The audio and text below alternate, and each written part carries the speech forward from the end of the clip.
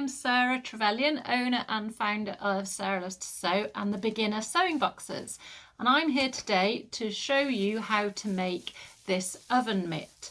So this is the project that we'll be doing with my members this month, and you get everything that you need in the kit to make the mitt. So let's begin. You need to cut out your template with paper scissors, don't use your fabric scissors, and then take your template and one of the pink outer fabrics, and you need to place your template carefully so that you can get the whole glove onto the fabric. So we're going to do one this way and one that way on the other pink, and that will give you the two sides of the oven glove. So you don't want to cut two facing the same way with the thumb here. So I'm going to do this as the reverse one, and just position your fabric, your pattern, sorry, on the fabric so that it's all just on there. And then take a pen. It doesn't matter if it's not a heat erasable pen, because this will just be the edge that you won't see. But if you take a pen and trace around the edge of the pattern, so you want to do that all the way around on one of the pink pieces of fabric. So once you've got your outline on the outer fabric, you just want to put that one face down and get the heat resistant wadding, and just place your glove on, and you get two gloves out of this one strip, so you just need to cut this in half, making sure that you've left enough for both gloves. So what you do is just put one glove there, and then you can cut either with scissors or a rotary blade. Just cut the Insel Bright, which is this heat resistant fabric, cut it in half. So I shall just do that. The camera's right in the way of my ruler. I'm just going to have to move it over a bit. There we go. So you just cut those in half, making sure you've still got enough for that glove on that side. Yeah, just about.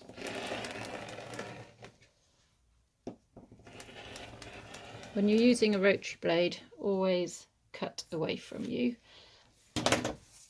So what you'll do now is you will start layering up the oven glove. So we use this with your outline on, face down, and then you're going to have a layer of your heat resistant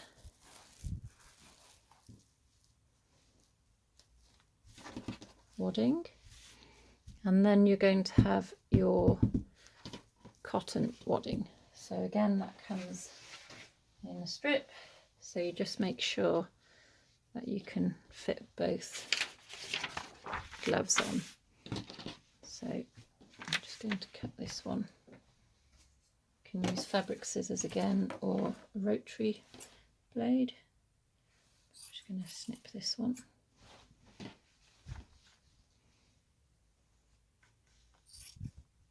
So use one for this side, and you have one for the other side of the glove as well.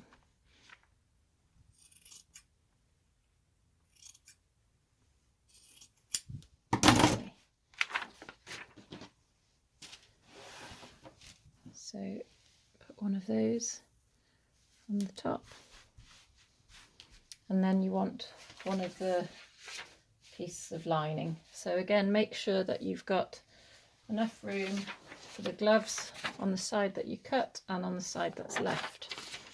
So I've cut this one already, and that goes on the top like so.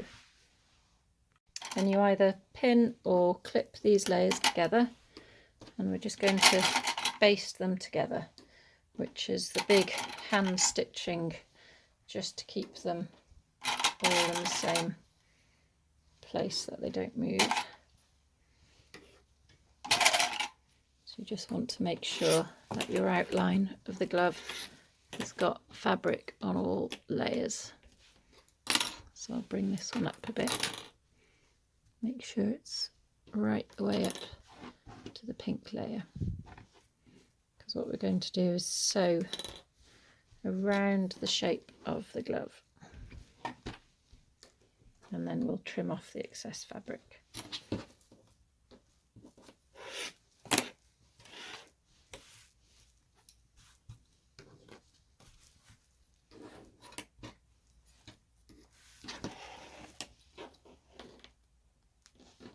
If you've got a big edge like this and it's tricky to clip it, you can always trim if you've got the little clips, but don't trim beyond there.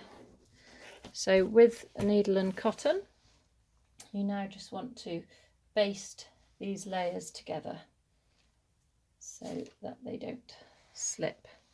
So I'm just going to thread this cotton.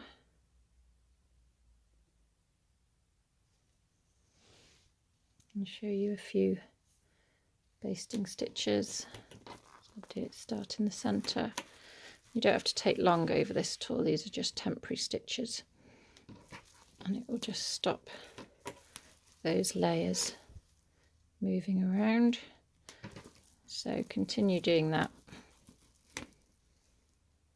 all the way around so that you've got a nice stable sandwich.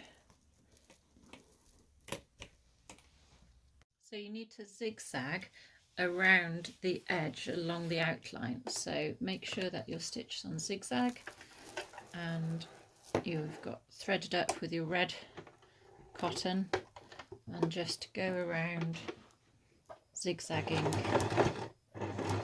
all the way around the outline. Just take it nice and slow around the corners. I'm going to turn this, it's probably, try not to knock the camera over as I turn it. So you're sewing through all of the layers and just zigzagging around.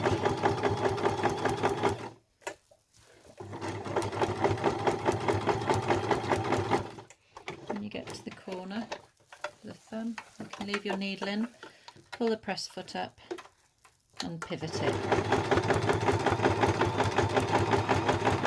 So do that for the whole of the outline. So once you've zigzagged all the way around, I was sort of zigzagging one stitch one side of the line and the other, sort of straddling it. I went off the edge slightly over here and I hadn't included the calico in the lining, so I just did a little bit more there. So once you've done that, you can then cut away the excess fabric. So you can either use normal scissors, fabric scissors, or if you've got some pinking shears where it cuts the little triangles out. So I'm going to use the pinking shears, and you just want to cut away excess fabric. So you don't want to cut into the stitches, but you just want to make all of this neater, and just cut around and do that all the way around. So you're left with the first side of the glove. Now you need to repeat these steps with the other side. So we're doing the same again. We're going to trace around the outside, but just make sure that you're tracing the right, with the thumb in the right place. So you've done that one that way, so make sure that this one will be on the other side. So you don't want to cut the same way, otherwise you won't have your cover. Once you've done that, take the tacking out of both of the gloves, sides of the gloves, and we will then start to bind the cuffs. So to put bias binding on the cuff, you just position the bias binding so that one half goes on one side and one on the other. If you're struggling to cover, then you might need to trim the little edges down a bit so that there's less to fit in there. And you want the hoop to be 4 inches longer on this one. So when you're cutting the bias binding, measure from the edge all the way, match it up, and then measure 4 inches. And this is going to form our hanging loop. So I put the hanging loop on the opposing side to the thumb. So when it's hanging up, it will be on the other side. Here we are. Bring your glove, this one set of layers, to your machine. Make sure you're on straight stitch, and this time we're going to sew along the edge, making sure that you're catching both sides in. We're going to sew all the way along, and then when we get to the bumpy bit, you might need an awel, which is a pointy thing, or the screwdriver that comes with it, just to help push the fabric over that bump. So let's have a go. So we're on straight stitch. I always start a good centimetre and a bit over, because you don't want this needle, when it goes down, to push your fabric down into the teeth. So you need a bit of a tail, and then I go back, so I reverse, and then it's already started to push it down, so I'm just going to pull it up out of the way, and I'm going to reposition it about here again with that tail, and then I'm just going to go forwards and backwards, and then we're off again.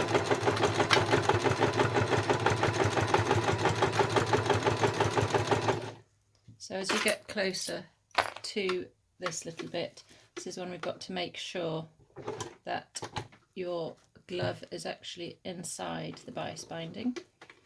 So just make sure it's tucked back in, press the foot down, and then if you use your awel just to help feed as it comes to the thicker. And you want to sew quite close to the edge, but bear in mind you want to try and catch the bottom layer, or you want to catch the bottom layer in as well. So just keep going.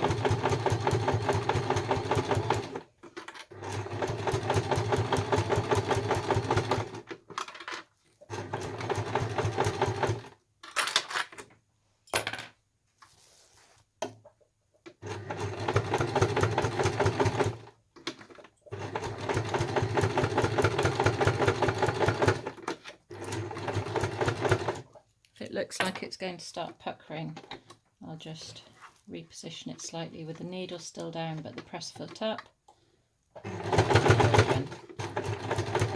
right to the edge. Just keep pushing the glove into that bias binding there.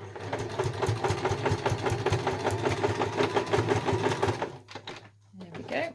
And we're going to do the same on the other glove, but we won't have this extra loop. We'll stop the bias binding here. So this time use the binding and cut it just to the edges and clip it in, and then we're going to sew straight stitch along that one. Okay, once you've sewn the bias on the other side, you now need to start constructing the glove. So with right sides together, we put the gloves front and back together, line it up, and we're going to zigzag through both layers all the way around the outside and down. Don't zigzag the glove closed. So take it back to the machine and make sure you're on your zigzag, and I'm going to start at this edge, because when we come to the other side I'll show you what you need to do to make your loop. For now I'm just going to zigzag. What you want to do is try and go over the same stitches. You don't really want the stitches to be showing when you've turned this the right way around. So if you can keep the zigzags just either slightly to the outside of these or just over them is ideal.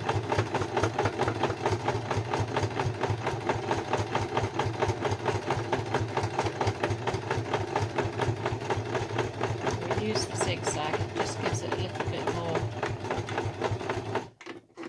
sort of release when we turn it the right way round. It's a bit easier turning it around with zigzags.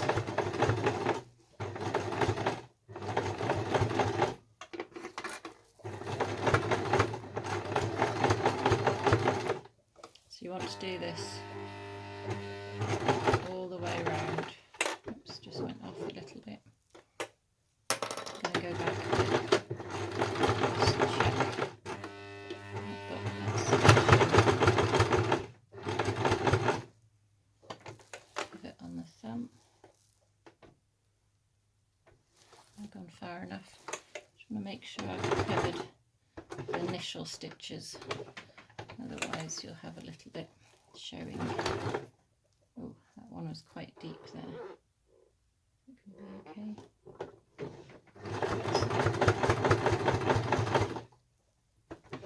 If it starts to pull up, you do just need to poke it back down with your owl or chopstick, whatever you've got at hand. So it's curling slightly on this one. So do that all the way around, and when we get to the bottom, that's when we're going to create our loop to hang in. If you feel you've missed a little bit, like I may have come on the inside, got some stitches there, you can go back and just zigzag any gaps you think you might have made.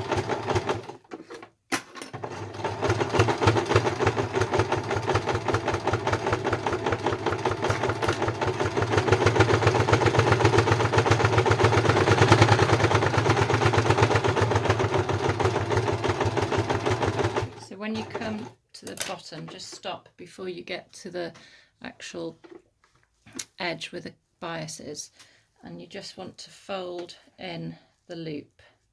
So you're basically just creating a little loop with the raw edges on the outside.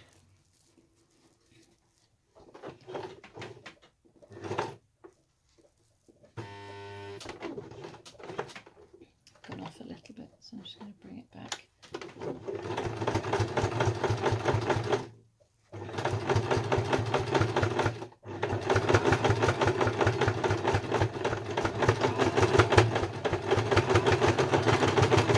There we go.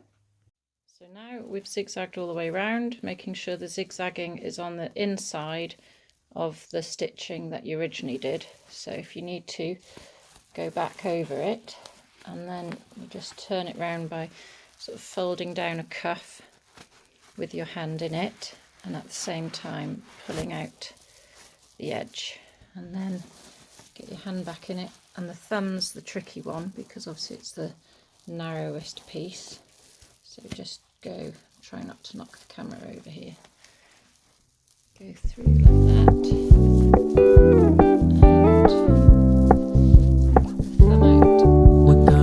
It low-key, keep it softly spoken, with no strings tying you to me. I'm happy in your company with no emotion, cause my love deserves to be free. I never wanna look at a house in the garden, I never wanna lock you down. I know you're not mine.